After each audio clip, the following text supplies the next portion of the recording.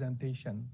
As some of you know, that her work on supply chain tracing has been vital and informative to key actors responsible for crafting policy responses to modern-day slavery. In her remarks to the business leaders and others gathered at this event on Wednesday, she said, "You're talking about your business risk, your legal risk. I'm talking about the risk of participating in genocide, of financing a genocide, because that's what we're doing." She also said, "Until you're doing every single thing you can do to make sure you change what's happening for the Uyghur people, or at least make sure you're not profiting from them, then you should not sleep at night." That is a heavy indictment of business leaders, investors, and all of us as consumers. I want to jump right into the question with some questions. Mr. Undersecretary, you feel free to comment on Dr. Murphy's work and her remarks. But I wanted to ask you, I want to begin asking, new export bans, investment ban, and specially designated national SDNs filled with the Federal Register on rolling basis, and if you can explain why this is happening. Yeah, first, thank you to the Hudson Institute. Thank you, Nury. For those watching, you should know that Nury is a true, not only friend to me and the Department of Homeland Security, but an inspiration to all of us for his life story, his perseverance, his pursuit of justice, and his leadership as chair of the Commission on International Religious Freedom, as founder of the Uyghur Human Rights Project, and so many other capacities. So it's an honor to be here with you, Nury. Thank you so much. Thank you. So I want to first pick up on something you said in your introduction about how this is a grim topic. Yeah.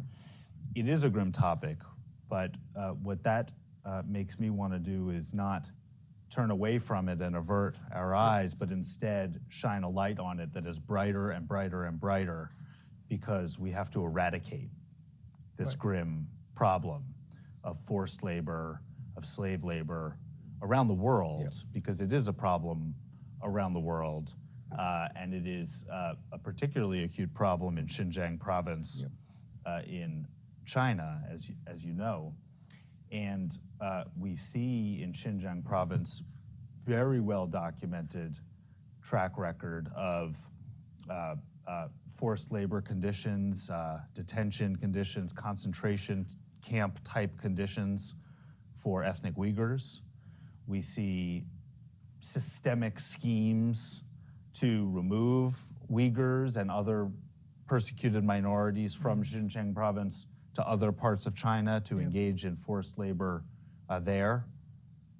And this is something that we cannot rest until we have eradicated.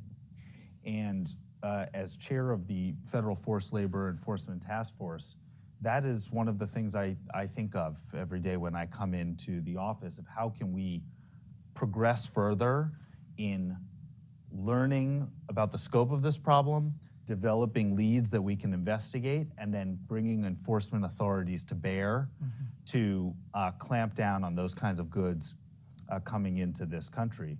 You mentioned sanctions lists and entity lists.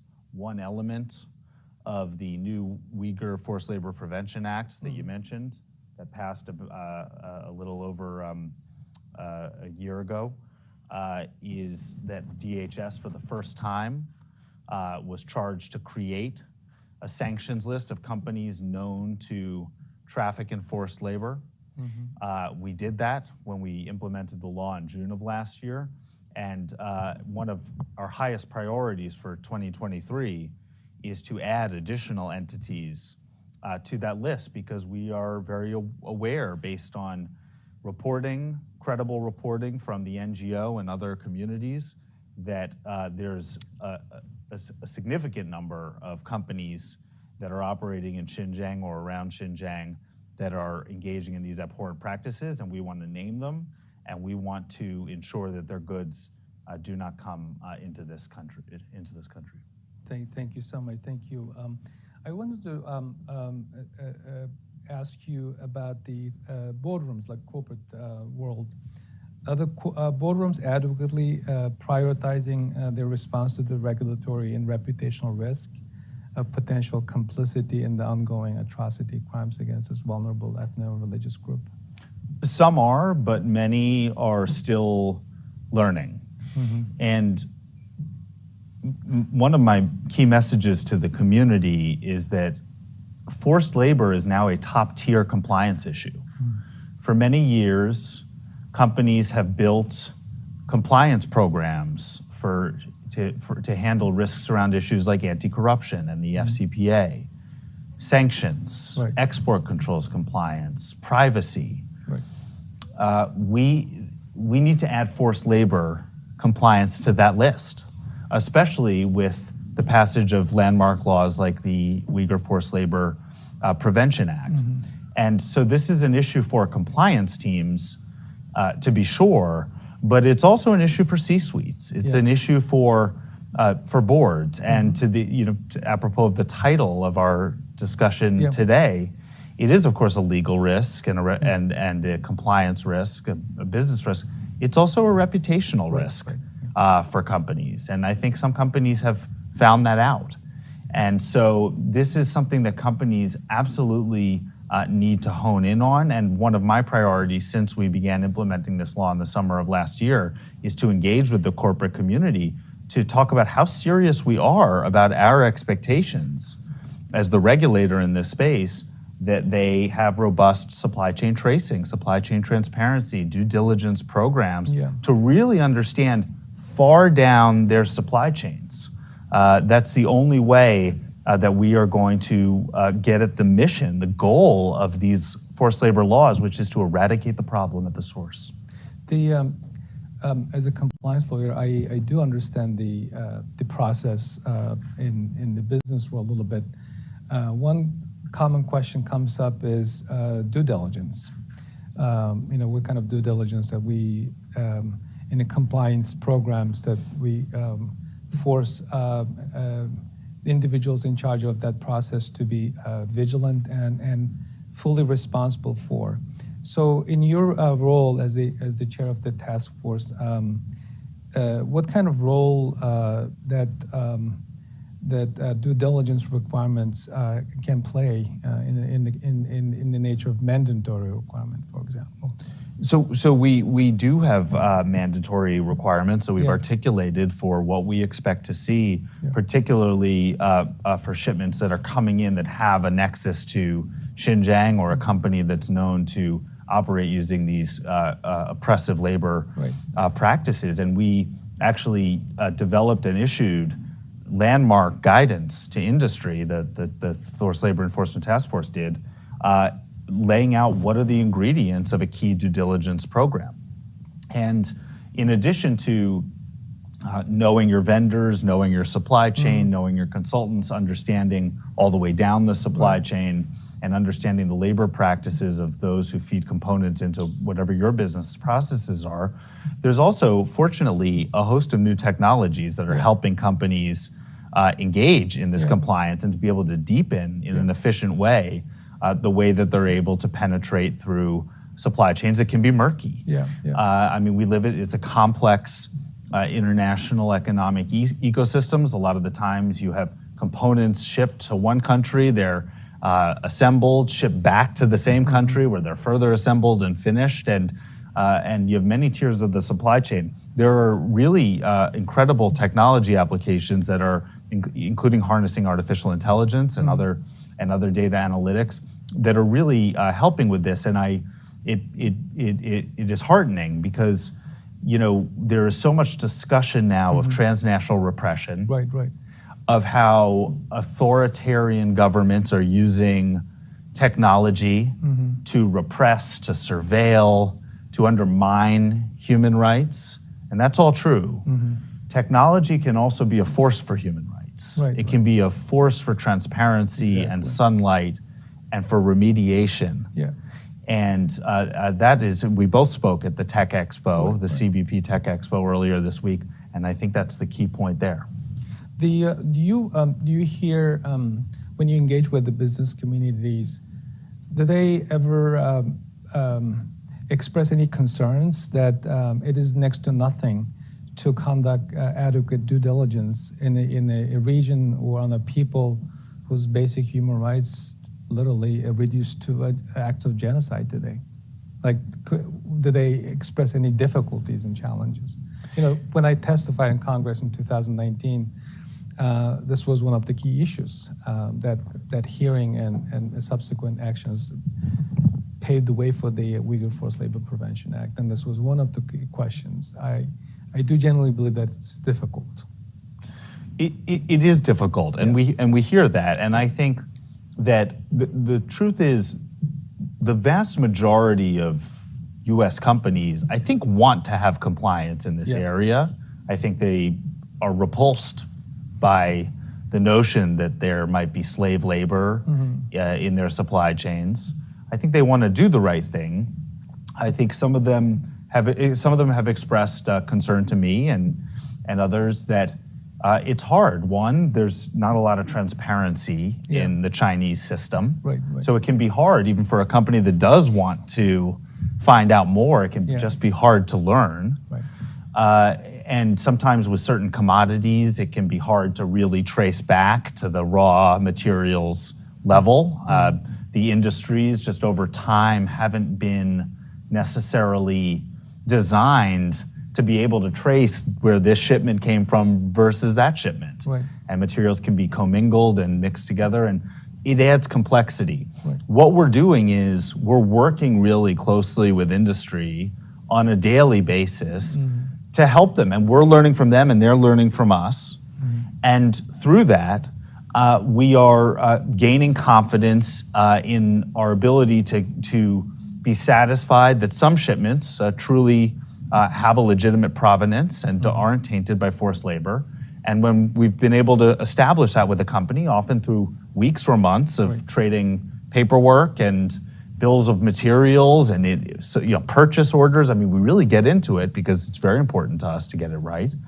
But once we can get it right with a company, often that company sees a lot of efficiency because when future shipments come in that have identical supply chains, we understand it, we've learned it with them, and the shipments can come in quite efficiently. There's other instances in which companies haven't been able to satisfy the burden, and in that case, their product is going to have to be destroyed or re-exported.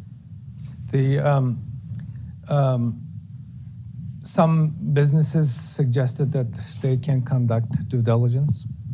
And I also, the readings that I have done, the access to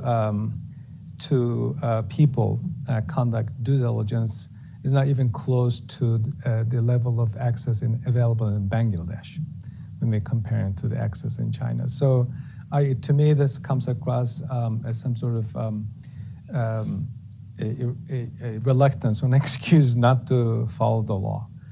That's a very separate. That's a separate topic. But let's move on to the next question. That's very important. This is something that has been in the minds of many people. The law have been implemented almost 9 months now. If you could describe the process at DHS, the implementation process, what kind of challenges, obstacles that you have encountered in your leadership role and the enforcement implementation? Sure. Listen, this was what we call a greenfield project. I mean, we've been enforcing forced labor laws for a long time, but this set new legal standards, new criteria for evaluation, and candidly, a much stricter set of criteria than some past labor laws, forced labor laws. And so we had to build an entire architecture for the implementation and enforcement, and we had 6 months to do it. The law passed at the end of December 2021, and we actually did our work a few days before the 6-month deadline. So we were on time, and the challenges were a few. One, creation of this new sanctions list, which we call the forced labor entity list, which had never existed before, and creating standard operating procedures for the nomination and consideration of new entities for designation to that list. Two, developing guidance for industry. What does it mean? What are you going to need to show at the port to substantiate the legitimacy of your supply chains. And so we developed and socialized with industry and got feedback, really granular advice on those sort of trade practices and what kind of documentation needed to be developed. We also put a focus, is very important, on deepening our relationships with civil society. Yeah. When it comes to, we have incredible relationships with a number of civil society organizations, human rights activist groups, and they're not only partners of ours and sort of stakeholders, we literally can't do it without them. Right. We get leads, we get investigative leads from these incredible organizations that are in the field, often covertly and at great danger, collecting information on the ground in China and sharing it with us. And based on that, we review it and we have taken enforcement actions. And so we really put a priority on, just as we are engaging with industry to make sure that they can understand the rules, because we do want to facilitate lawful trade. I mean, that's very important, that lawful trade be able to come in quickly. Our economy depends on it. But we also want to make sure we are really tightly bound up with civil society to make sure that we're getting all their feedback on what's really going on out there that we should be attuned to from an enforcement perspective. Now, so in terms of difficulties, whenever you have a new compliance regime, there's a lot of uncertainty. There's just a lot of uncertainty. People say, I'm not sure how they're going to interpret this provision or that. What exact kind of documentation will they expect to see? Will this shipment get in or that shipment? There's just uncertainty that's very natural, and we felt that in the opening months of this process, to be sure. And what we've done is, it's a learning process for everyone because it is brand new.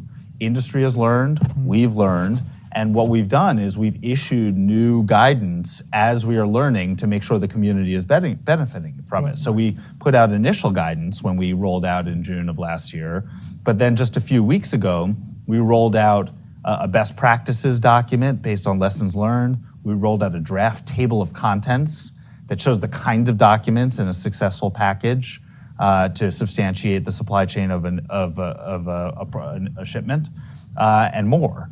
And we also we need to be transparent with the community. So we just rolled out earlier this week a new online dashboard showing enforcement metrics by dollar amount, by where the cargo was from, by the commodity or product type, because we need the community to know, and the community deserves to know.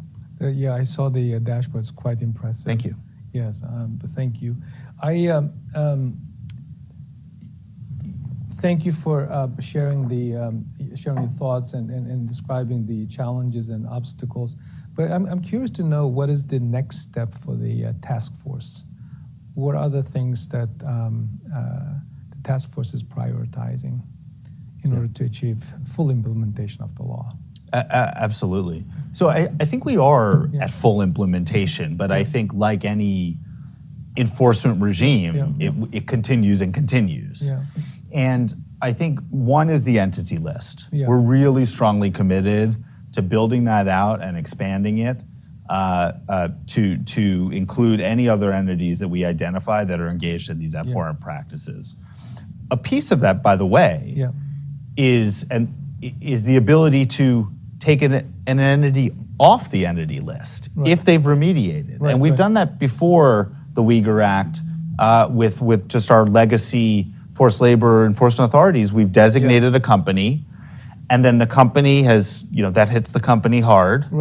And the company has cleaned up its act, remediated, instituted reforms, proven that to us, and we'll take them off the sanctions list. And that's a huge win. That's making the world a better place and showing improvement through action. So the entity list is a big piece of it. We continue to realize just efficiencies. Anytime you're new, you're going to have growing pains. We think that we're able over the course of this year to increase processing efficiency a lot without sacrificing it all, at the rigor of our enforcement, Right. and to get really both speedy and surgical and also strong. Right. We're able to do all that. I mentioned technology. We're interested in some tech pilots. So for example, can we use DNA testing Right. to tell whether cotton was grown in Xinjiang province versus somewhere else? That's really reliable, it's fast, and it can clear good cargo through and keep tainted cargo out. So we're really interested in technology. Wonderful. Do you have any examples or precedent that the laws in this nature help to eradicate forced labor? Often Turkmenistan and Uzbekistan comes to mind. Would you be willing to speak to that if there's any good examples that we can recommend to the businesses in addition to them to follow the law? Absolutely. There have been examples where after we have issued what's called a withhold release order, which is our sort of the type of enforcement action that we can take to prohibit cargo from coming in because it is the product of forced labor, we can work to validate that a company has, for example, improved housing conditions or pay conditions for its workforce, that it has cleaned up its practices with respect to recruiting and transporting workers to make sure that's all humane, consensual, and the like. And there are a number of examples where we have been able to do that, and where conditions have improved rapidly. And so, absolutely. I have one final question before we open the floor to the participants. The international cooperation. As you know, you and I have talked about this. We cannot do this alone. We cannot do this alone because of the magnitude and scope and scale of the problem that we're dealing with. We're talking about more than 80 global brands. In your engagement with our partners and allies, do you see convergence on this issue? I'm eager to see them joining the effort. This is not just a simple geopolitical, economic, or competition issue. This is a moral issue, and Europeans know it better, right? Yeah. So. Yeah, I do see convergence, but it's not converging as quickly as I would like, and that is one of my priorities for this year, is to work to persuade like-minded countries to pursue similar regimes, enforcement regimes in their own systems, whether that be in Europe, in Japan, Australia, India, and more. You know, you said it just right, Nury. The goal here is to eradicate forced labor. We're never going to be able to do that if there are markets that are open to products made with forced labor. The other thing is that, fortunately, this is an area where there should be a convergence of interests, because the use of forced labor, in addition to being a human rights atrocity and a moral imperative to address on its own right, and that's why we do it, but it also undercuts workers. It undercuts businesses that are playing by the rules and are treating their workers well, and we should treat workers well. And I think I'm hopeful that countries in Europe and elsewhere will see that, and that's become among the many hats that I wear in my position, because the Department of Homeland Security is such a big place with so many disparate missions. I lead the international affairs function for our department, and so this has really vaulted to the top of our diplomatic priorities as we're engaging across the world. I just wanted to thank you for the simple message, simple but very powerful message. When I heard this first time, it just hit me hard, even though somebody who's so immersed in this work, that you're absolutely right that forced labor is a cancer in our values.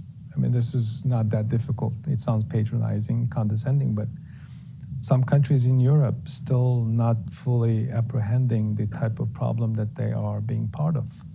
So I wanted to, if you're okay with that, I'd like to open the floor for questions. If anyone has questions, feel free to ask.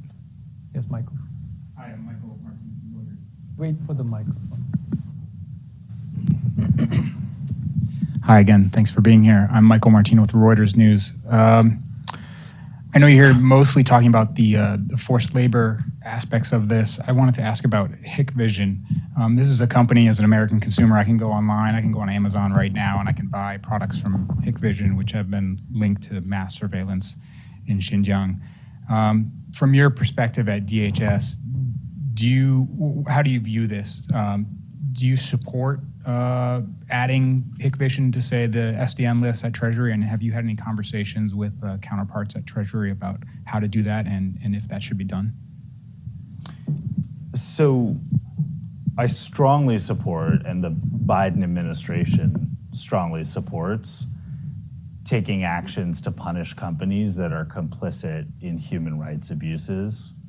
And I'm not going to comment on particular pending actions in particular companies in this setting, but we've actually issued sanctions or put on the Commerce Department's entity list and otherwise taken actions against companies that have, through their businesses, eroded human rights or been complicit with governments that do that. We've done that in the context of spyware. We've done that in the context of companies that enable the Chinese surveillance state or the crimes against humanity that are ongoing in Xinjiang province. And we will continue to do so. Thank you. Anyone else?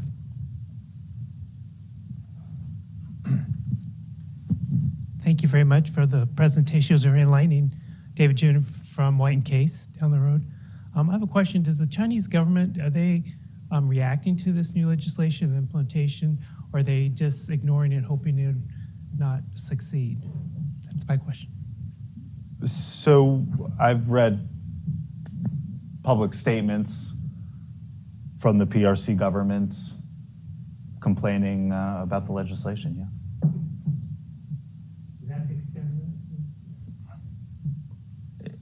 Yeah, they seem they seem not to support the legislation.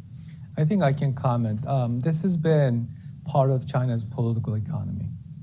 They invested in the ongoing genocide, so much resources, so much money. We're talking about a massive camp system that the world has not seen since the Holocaust era.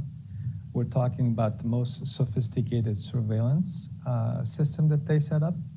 New Yorker magazine has a piece describing Chen Zhuangguo, who was sanctioned by the US government under Global Magnitsky Act, operating from an old government hotel with a massive computer screens. So yeah, they need to find a way to recoup their investment. In addition to that, as some people in media often say, China alleviated millions of people out of poverty. That created labor shortage. So they need to solve that problem as well. So yeah, of course they are unhappy, and it's not our business if they're happy or not. We need to keep doing the right thing. At a certain point, you do need, in whatever your line of work, yeah. You need to step back for a minute and say, what do we stand for? Right, what do I stand for? Right. And this to me is one of our mission spaces where I know what we stand for, and it's the right thing. It's standing Absolutely. for human rights and individual rights and the rights not to be persecuted because of the color of your skin or your religion or your ethnicity, and to enjoy liberty Yes. and life. And we have just seen, we've seen darkness in Xinjiang province. We Yes. continue to see darkness, and this is hard work. Yeah. And there are different opinions out there Yeah. about whether we ought to do it or not. We're continuing to do it. Thank you very much. Anyone else?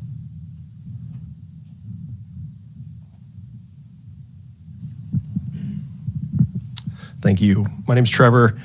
I just had a quick question. I know that this discussion has been really regulatory focused, but I'm curious, how do you go about changing consumer attitudes towards this issue? You know, it's one thing, I think, a very important thing, obviously, to address how corporations do business globally and how they, conduct due diligence of supply chains and assess their supply chains. But how do you go about changing consumers' attitudes on this topic? So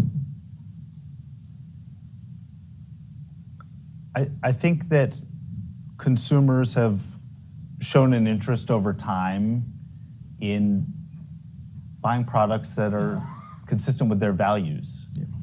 Yeah. And I think most people would be, I think most Americans don't think about where the t-shirt that they're wearing comes from in that way. But I that's not because they're bad people. It's just, it's an awareness issue, right? I think the vast majority of Americans would be horrified to learn that apparel or electronics or tomatoes or what have you that they are enjoying were made by people living in slave conditions.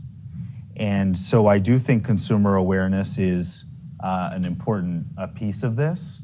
It's not the piece that the Department of Homeland Security focuses on. Ours is really investigations for cargo coming into the country. Yeah. But I see that kind of question as being a part of a complementary set of efforts that can further the mission work, because if consumers are aware, that incentivizes businesses to care and to do more robust due diligence. And that's helpful to our mission because it means less illicit cargo is being sent here, and it's that is one step closer to accomplishing the mission. Another example is there are investors out there that make a point of only investing in companies that have credible and strong due diligence programs around forced labor. That's not what we do, but that's another sort of complementary growing movement in the broader ecosystem in which our societies as a whole can move towards a place where we do not tolerate the presence of forced labor in our supply chains. Just compliment Undersecretary's excellent points. The consumers already spoken out. As you may recall, last year, there was a call not to watch the Winter Olympics, and American people, Canadian people responded. As a result, the CBC, NBC viewership dropped half, nearly 50%. That's a huge response. I was so pleased to see that response. So when the consumers speak out, corporate boardrooms hear and adjust. And the other thing is that, when you look at the type of support that this particular bill received in the midst of supply chain crisis, inflation, it's quite remarkable. What we're talking about here is every single senator unanimously supporting, over 400 member of Congress. We have 435, close to everyone except for a few people. Our Congress is representing the American people. So the American people demand that our government takes action on this. So that's a very powerful message to the Chinese government, to the businesses, and our allies and partners around the world.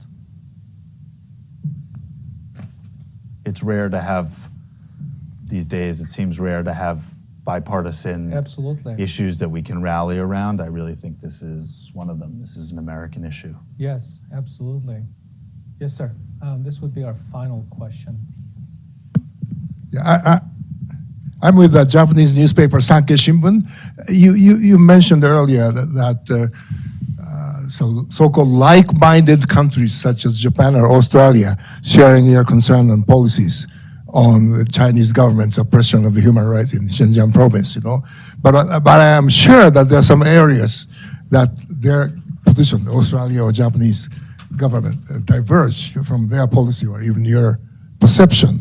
So I'm wondering if there's any specific territory or points that you might wish that those countries, like-minded countries, would come closer to your position or take similar actions.